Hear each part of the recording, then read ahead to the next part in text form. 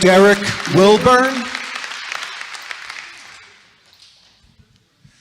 As you approach the mic, I want to just make a comment to our audience. When you agree with the speaker and you stand up, you are showing the board a consensus, I guess, that you agree with that particular speaker. So again, I encourage you, if you agree, stay by your seat, but stand up. Okay, that way we can see that. Thank you. Sir, please go ahead. Good evening, board. I'd like to begin my comments tonight by reading a quote, which in essence is the genesis of all of this Black Lives Matter, social justice, CRT conversations we're having in our country today. Quote, "I am not going to stand up to show pride in a flag for a country that oppresses black people and people of color," close quote. Colin Kaepernick, August 2016. I am the direct descendant of the North American slave trade. Both my parents are black, all 4 of my grandparents are black, all 8 of my great-grandparents, all 16 of my great-greats. On my mother's side, my ancestors were enslaved in Alabama. On my father's side, we were enslaved in Texas.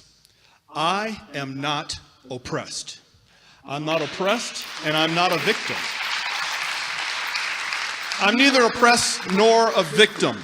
I travel all across this country of ours, and I check into hotels, and I fly commercially, and I walk into retail establishments, and I order food in restaurants. I go wherever I want, whenever I want. I am treated with kindness, dignity, and respect, literally from coast to coast. I have 3 children. They are not oppressed either, although they are victims. I've taught my children they are victims of 3 things: their own ignorance, their own laziness, and their own poor decision making. That is all. My children,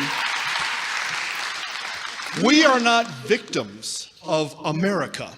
We are not victims of some unseen 190-year-old force that kind of floats around in the ether. Putting critical race theory into our classrooms is taking our nation in the wrong direction. Racism in America would by and large be dead today if it were not for certain people and institutions keeping it on life support. And sadly, very sadly, one of those institutions is the American education system. I can think of nothing more damaging to a society than to tell a baby born today that she has grievances against another baby born today simply because of what their ancestors may have done 2 centuries ago.